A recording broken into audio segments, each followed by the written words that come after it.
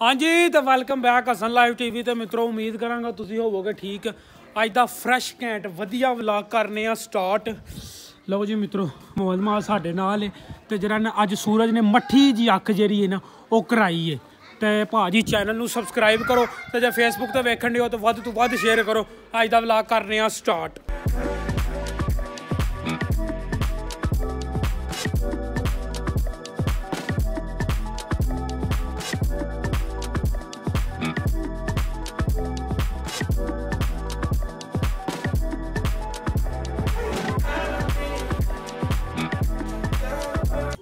चंगा भला इतना शुगर लगन दिया ही तो मोहम्मद साहब ने बलून जरा अपना पार्ट छड़िया। भाजी चंगा भला शुगर लगन दिया ही। वाह वेखो ये झंडा वेखो तो वाह इन्नी को ठंडी हवा भी वगदी है ना कि तुहाडी सोच है मित्रों। तो इतल वेखो तो इतल वेखो तो जिन्नी को ठंड है ना मैनू ठंड भी लगती है।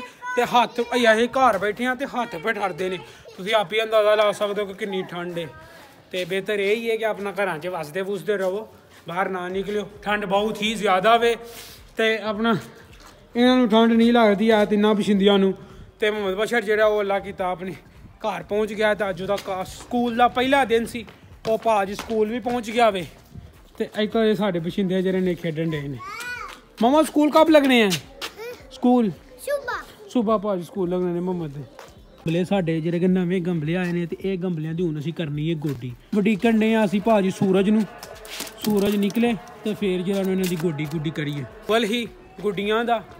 तो मोहम्मद बशर जो अपने नाल गुड्डियां भी लै गया।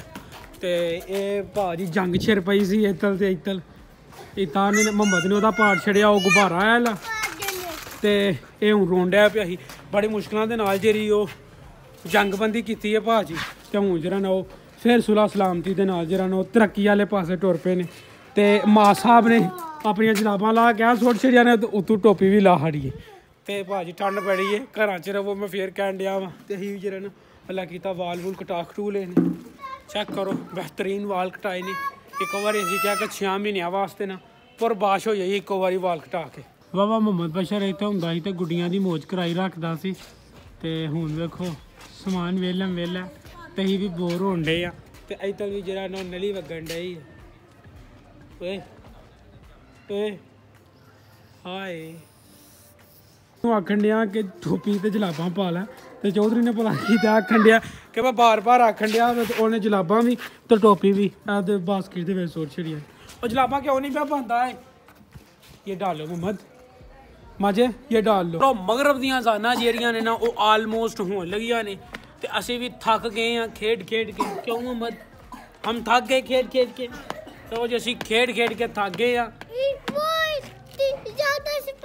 लो जी वो स्पैरो आ गई हैं। वो स्पैरो नहीं है उर्दू च रही लानू की आंदे ने वो झील है।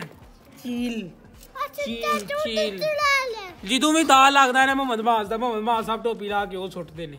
तो लो जी मित्रों अल्लाह किता ठंड बहुत ही ज़्यादा वे। तो अपना अज तकरीबन ना तुम कह सकते हो कि तकरीबन 10 कुछ दिन हो गए ने सूरज एक मासा भी नहीं निकलिया है। एक मासा भी सूरज भाजी ने सूरज ने अख भी नहीं कराई है। तो अल्लाह का दुआ वे कि अगर सूरज अगर निकल जे को मारी मोटी ठंड घट हुई है। ठंड खीर उस्ताद जी खीर तुम उतला तेरा दर्जा ना ठंड दा होवे। टैंपरेचर जो मगर तो बाद सुकून के नाल 5-6 का टैंपरेचर सुकून नाल हो जाता वे। तो मित्रों उम्मीद करने कि अज का व्लॉग आया है तुहानू पसंद। व्लॉग पसंद आया तो अगे शेयर करो, चैनल नू सबसक्राइब करो, फेसबुक तो वेखण तो शेयर करो। मिलने तुहानू नैक्सट वीडियो ते रब रखा।